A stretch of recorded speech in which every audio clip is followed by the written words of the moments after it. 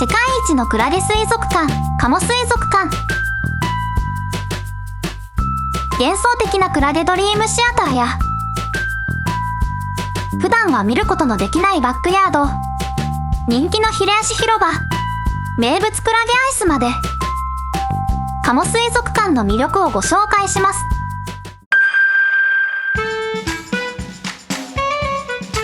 朝早めに宿を出発したので、開園時間前に到着できました。早すぎたかと思いましたが、すでに入場待ちの行列ができていて、びっくりです。オープンと同時に、皆さん一斉に入場していきます。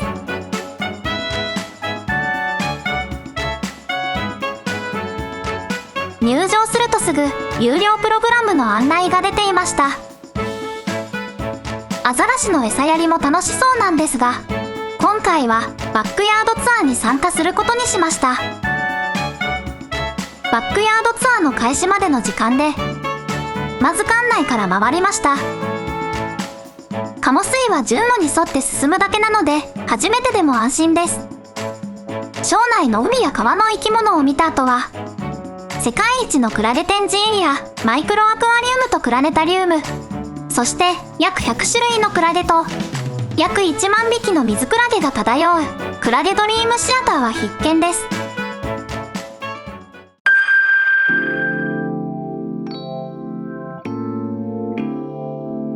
まずは庄内の川や池、それと海のエリアです。入り口に近いのでかなり混んでいます。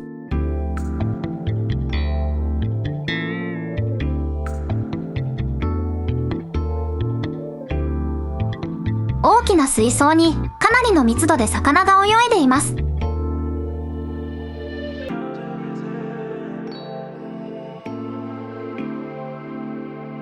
他にも近海の魚を中心に大きな水槽で泳いでいる姿を見ることができました。仲良く泳ぐフグの邪魔をするやつもいました。こちらは鮭の稚魚です。最近、鮭の漁獲量が減っていますが、なんとか復活してほしいものです。綺麗なイソギンチャクが目を引きます。こちらがマイクロアクアリウムです。こちらでは1日に数回、飼育員によるクラゲの解説が行われています。はい、それでは、ただいまからクラゲの話を始めたいと思います。私、加茂水族館でクラゲ担当してます。クラゲというのは一体何かというところから始めたいと思います。大雑把に言っちゃうと、クラゲっていうのは体がゼラチン質のプランクトンのことを言います。体がゼラチン質、要するに体がとっても柔らかくって、なんでクラゲは体に触っただけで餌を捕まえることができるかと言いますと、先ほどちらっと紹介した刺胞、毒針を持った細胞がとっても役に立っているわけです。さらにクラゲの成長形態など初めて聞く話ばかりでした。こんな感じでクラゲについて詳しく、そしてとてもわかりやすく教えていただきました。聴講時間は20分で、参加費は無料でした。来館時にはぜひ参加することをお勧めします。クラゲについてとても興味が湧きました。こちらは加茂水族館を救ったクラゲと呼ばれる逆さクラゲです。砂の上で逆さまになり、触手を上に向けて暮らす珍しい姿が特徴です。このクラゲの展示が大きな話題となったことをきっかけに、加茂水族館はクラゲ展示へ本格的に力を入れ、世界有数のクラゲ水族館へと発展していきました。こちらは世界最大級のクラゲ展示エリア、クラネタリウムです。約100種類ものクラゲが展示されています。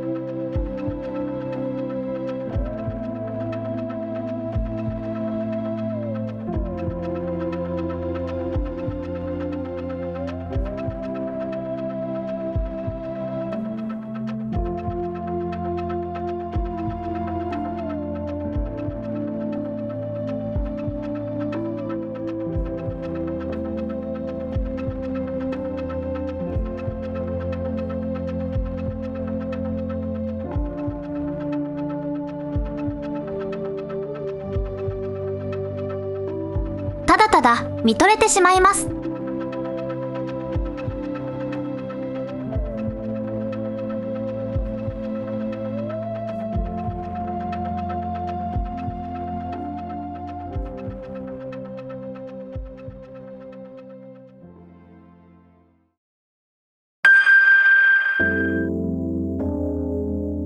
大勢の人が見ているのがクラゲドリームシアターです。直径5メートルの大水槽には約1万匹の水クラゲがゆったりと漂い、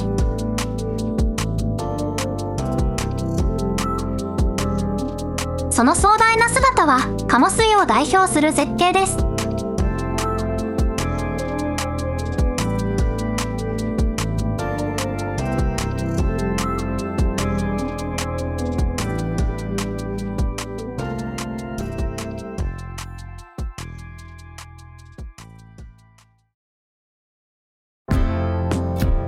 いよいよバックヤードツアーの時間になりました。今回のツアーはクラゲ研究所を見て回るコースです。スタッフ口から裏側に入ります。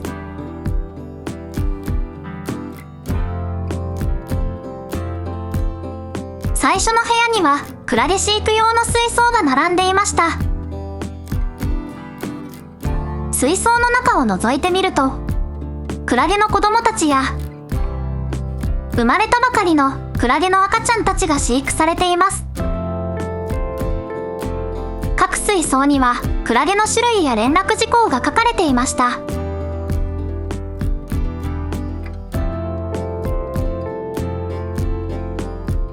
見学の前に研究員さんがクラゲについて解説してくれました。水クラゲの赤ちゃんの種類に限らず、クラゲの赤ちゃんのことをどの種類でも専門的な言葉でエフィラーと言います。で、このエフィラ、大体2週間ぐらい経つとちょっと大きくなってエフィラという形になります。で、これここサイズ同じなので分かりにくいんですけども、この後解説を聞いてから再び水槽を覗くと、クラゲの成長過程が分かったように思いました。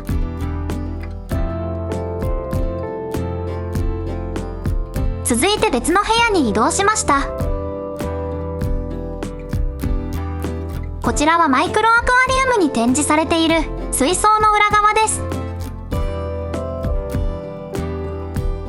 水槽越しに一般のお客さんの顔が見えるのがなんだか不思議な感覚です。ここでは多くの水槽が設置されていました。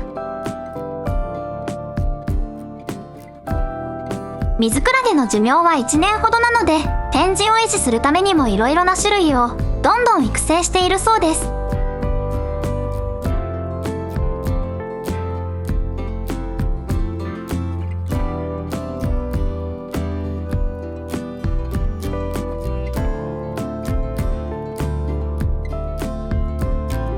クラゲの種類の多さにびっくりです。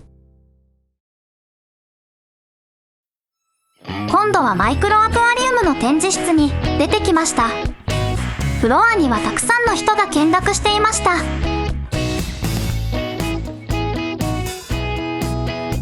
壁一面にはクラゲの説明が所狭しと書かれていました。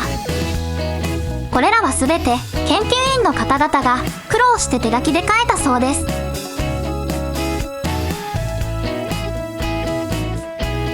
次は水族館の非公開フロアに連れて行ってもらいました。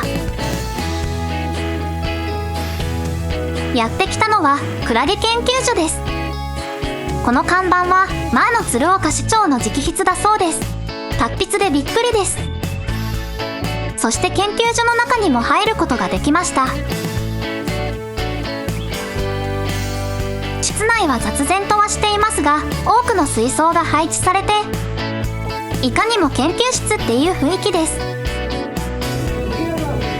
中では研究員の皆さんが作業されていました。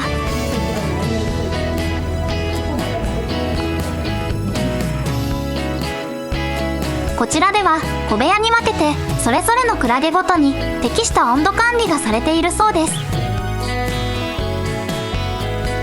各部屋では容器に分けてクラゲのポリプを育成管理しているそうです。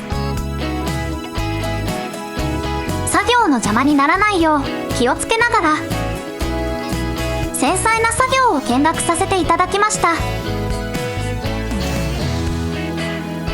こんな内部まで細かく見せていただく機会はなかなかない良い経験だと思います。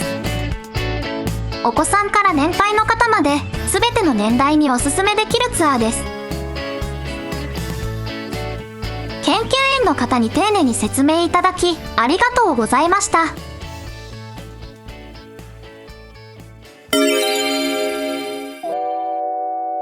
ツアー終了後に鴨水の1階にやってきました。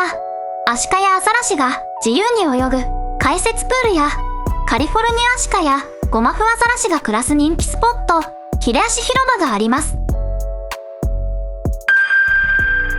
こちらは解説プールです。アシカやゴマフアザラシが泳いだりのんびり休んだりする姿を間近で見ることができます。解説の時間には飼育員さんが登場しアシカとアザラシの違いや生態を楽しくわかりやすく紹介してくれます。この時は時間が合わずに見れなくて残念でした。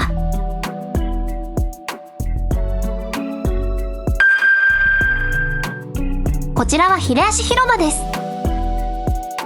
カリフォルニアアシカやゴマフアザラシが暮らしゆったりと泳ぐ姿や愛らしい表情をゆっくり観察できます。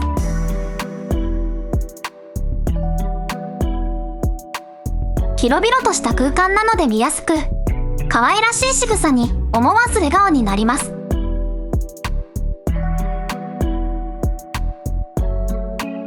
こちらは鴨水名物のクラゲアイスです。小さく刻まれた食用クラゲが入っていてコリコリとした食感は不思議な感覚でした。クラゲ自体にはほとんど味や匂いがないのでとても食べやすくここでしか味わえない人気スイーツです。鴨水のすぐ横には1903年に建てられた歴史ある荒崎灯台があります。天気が良く見晴らしも素晴らしいので登ってみます。細い急な階段を60メートル登っていきます。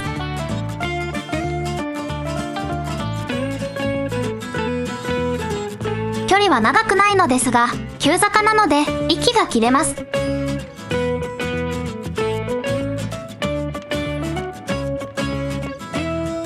せいぜい言いながらようやく頂上まで登ってきました。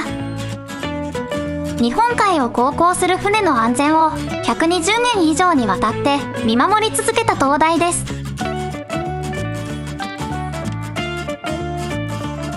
ここからは夕暮れ時は海へ沈む夕日が美しく遠くは鳥海山を望むこともできる絶景ポイントです。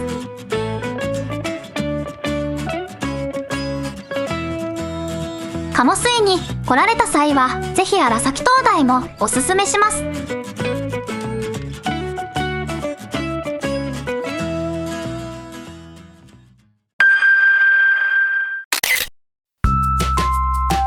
鴨水ではいろいろなオプショナルツアーが提供されています。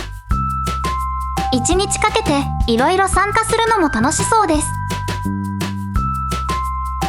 動画をご覧いただきありがとうございました。今後ともどうぞよろしくお願いいたします。